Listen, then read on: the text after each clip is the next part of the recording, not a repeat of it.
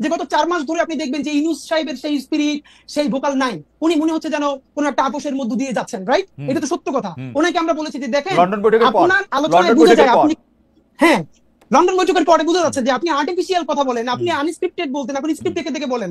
এর একটা বড় কারণ, ঝামেলাটা হলো এই সরকার মনে করেছিল ইউনূস সাহেব যে এনসিপির যে ভাইরা আছে তারাই হলো তার ভ্যানগার্ড, একমাত্র ছাত্র জনতা, তার চারপাশে একটা লেয়ার তৈরি করা হয়েছে।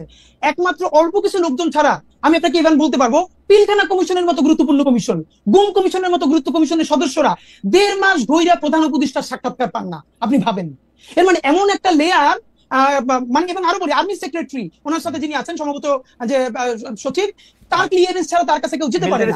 তো এই যে ক্লিয়ারেন্স ছাড়া এটা হওয়ারই কথা, মানে সরকার প্রধানের হওয়ারই কথা। কিন্তু ভাই আপনি দেখেন গুম কমিশনের মতো একটা সিরিয়াস কমিশন, পিলখানা কমিশনের মতো একটা সিরিয়াস কমিশনের মেম্বার যদি তার সাথে 10 মিনিট কথা বলতে না পারেন, তারা তো কাজ শেষ করে যাবেন। এর মানে হলো তার চারপাশে এরকম একটা বলয় তৈরি করা হয়েছে। এই বলয়টা আমরা বলেছি বারবার ভাঙেন।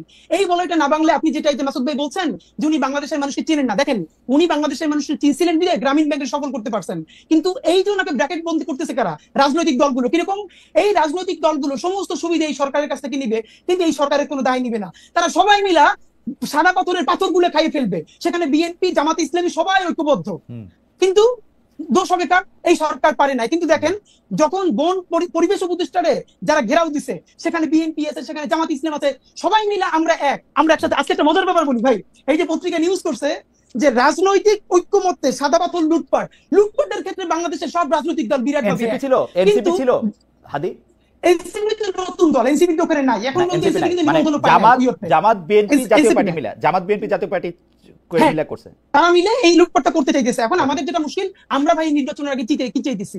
আমরা বলছি এই নির্বাচন ফেব্রুয়ারিতেও লাগে না, এই নির্বাচন চাইলে ডিসেম্বরেও করা সম্ভব। দুইটা কাজ করেন প্লিজ। এক নম্বরে হলো এই বিচার তো লম্বা সময় ধরে চলবে, কিন্তু অ্যাটলিস্ট যারা একদম নির্দেশদাতা, আপনি তাদের কিছু বিচারের অন্তত আমাদেরকে দেখাই যান যে স্বচ্ছ একটা বিচারিক প্রক্রিয়ার মধ্য দিয়ে। ধরেন আমি সর্বশেষ দেখি যে সর্বশেষ প্রধানমন্ত্রী সহ আরো কয়েকজনের বিরুদ্ধে বিচার প্রক্রিয়া, সাক্ষ্য গ্রহণ শুরু হয়েছে। এটাকে আর কিভাবে এক্সপেরিয়েন্ট করা যায় আপনার কাছে কি মনে হয়? খালেদ ভাই এইটা দেখেন, এই যে ট্রাইব্যুনাল 2 এইটা গঠন হয়েছে কিছুদিন আগে, অথচ আমরা এই সরকার গঠন হওয়ার সাথে সাথে বলছি ট্রাইব্যুনাল 2 কেন? আপনি 10টা ট্রাইব্যুনাল করেন না কেন? হাদি, আপনি একজন শিক্ষক মানুষ, আপনি এটা বলেন মামলাটা তো রেডি হইতে সময় লাগে। এইটা একটা এত বড় মামলা, আপনি যদি যেন প্রকারে রেডি করেন, পরের সরকার আসলে বা অন্য কেউ আসলে, অন্য কারো বাজে ইন্টেনশন থাকলে এটা তো টিকবে না। মামলাটা তো রেডি করতে হবে। খালেদ ভাই আপনি একটু আন্তর্জাতিক অপরাধ ট্রাইব্যুনালে যারা কাজ করতেছে তাদেরকে একটু কাইন্ডলি রাইটে কথা বলেন যে এই মামলা যেন খুবই ভালো ডকুমেন্টেড করে দ্রুত করা যায়। এই জন্য তাদের এক্সট্রা কি ইনিশিয়েটিভ ছিল আমি আপনাকে বলি, দায়িত্ব নিয়ে আপনি ফ্যাক্ট চেক করেন। এই যে আইসিটি করা হয়েছে, তাদের সাথে পুলিশ দেওয়া হয়েছে না, সব থেকে দুর্বলতম পুলিশ, যার কান্দা থেকে বন্দুক খুলে বলে আমাদেরকে বলতেছে সেখানকার সদস্যরা।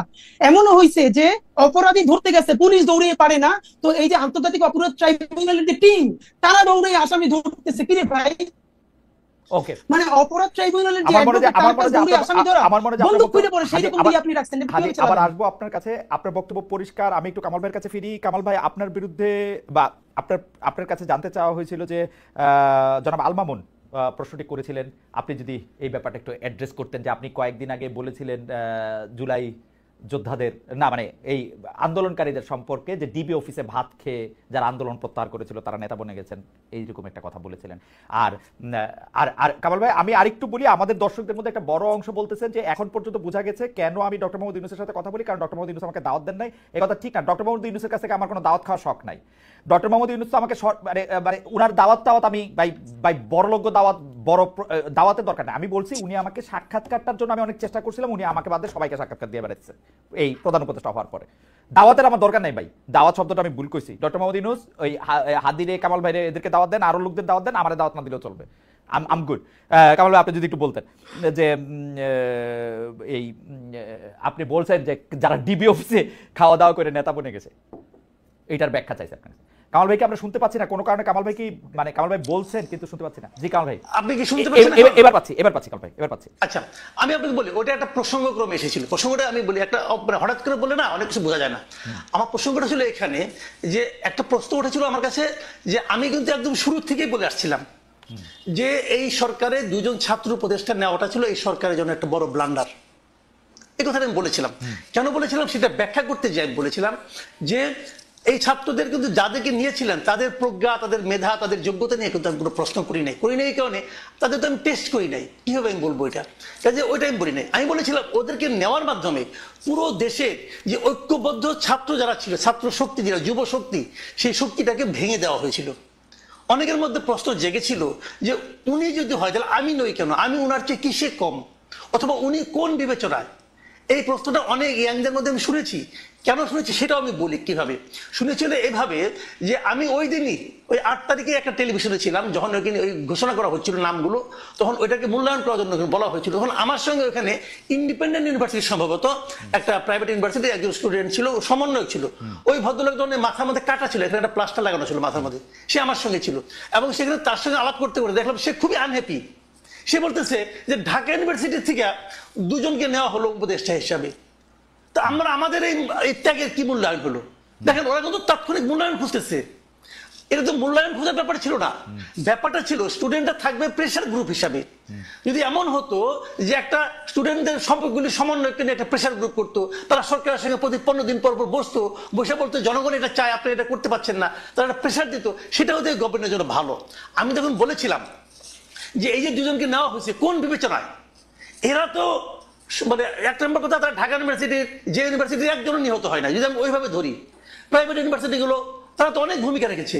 এবং তারও চেয়ে বড় কথা যে আপনার ওরা কিন্তু আপনার ওখানে মুচুলাকে দিয়ে চলে আসছিল ভাতের হোটেল থেকে, যে তারা আন্দোলন প্রত্যাহার করলো, তারপর আন্দোলনটা আবার নতুন করে জায়গায় তুললো কে? এই প্রাইভেট ইউনিভার্সিটি গুলো। তো প্রাইভেট ইউনিভার্সিটি কি মূল্যায়ন আপনারা করলেন? করেন নাই তো। আমি কিন্তু এইভাবে টু দা পয়েন্ট, মানে এদেরকে অবমূল্যায়ন করার জন্য বলছি না, আমি বলছি যে এদেরকে নেওয়াটা পুরো জিনিসটাকে মানুষের মধ্যে, ইয়াংদের মধ্যে যে একটা প্রশ্ন সৃষ্টি করেছিল, সেই কথা বলতে যে এইটাই বলেছি। এবং আমি ঠিক বলি, অনেকে বলেছে যে প্রেসার দিয়ে করানো হয়েছে, আমি ওকে, এরা কিন্তু বিএনপির অনেক লোককে ভাতের হোটেলে নেওয়া হয়েছে, কই কেউ তো মুচুলাকে দিয়ে আসে নাই। আপনার মুচুলাকে দিয়ে আন্দোলন প্রত্যাহার করছিলেন কেন? তারপরে যদি প্রাইভেট ইউনিভার্সিটি আন্দোলনটাকে আরো বেগবান না করতো তাহলে কিন্তু কামাল ভাই, আপনার কাছে কি মনে হয় না যে একটা 25 থেকে 30-এর ব্যান্ডের কিছু তরুণদেরকে যদি ওই রকম ভাবে যেভাবে যৌথ রিমান্ড করে, আমরা কিন্তু শুনেছি যে একবার ডিজিএফ এর কাছে, একবার ডিবির কাছে, তারা কোথায় আছে জানা না, তাদেরকে চোখ বাঁধা হয়েছে, এইসব ক্ষেত্রে তো অনেকেই আসলে মুচলেখা দিবে, সেখানে মুচলেখা দেওয়াটাকে আপনি এত বড় করে কেন দেখতেছেন? বা ভাতের হোটেলে ভাত খাওয়া, ডেরিভেটরি রিমার্ক কেন? আমি বললাম তো এই হারুনের হোটেলে এর আগে অনেক লোক ভাত খেয়েছে, এখন ওনারা যদি বয়সজনিত কারণে অন্যদের মতো শক্ত দৃঢ় না হইতে পারেন, তাহলে ওনারা এখন এই বয়সজনিত আমরা কিন্তু কামাল ভাই 111 এর কথা, 111 এর সময়ের কথা আপনার নিশ্চয়ই মনে থাকবে। সেই সময় 111 না কি 11, এটা 111, আমি হারুনের হোটেলের কথা বলছি, যে না 111 এর সময় আপনার নিশ্চয়ই মনে থাকবে যে আগের কথা বলতেন 111 এ অনেকে অনেক কিছু বলছে, ওগুলো আমাদের সব মনে আছে। ওবায়দুল কাদের কি বলছে, আব্দুল জলিল কি বলছে, ওগুলো সব আমরা দেখছি। সাইফুর রহমান কি বলেছেন, সব আমরা দেখছি, ওগুলো ভিডিও আমরা দেখেছি। বাট সেটা তো অন্য হিসাব। কিন্তু এখানে তো, এবং ওখানে কেউ কিন্তু মুচুলাকে দিয়ে আসে নাই, এখানে তো তারা আন্দোলন প্রত্যাহার ঘোষণা দিয়েছে। আচ্ছা ঠিক আছে,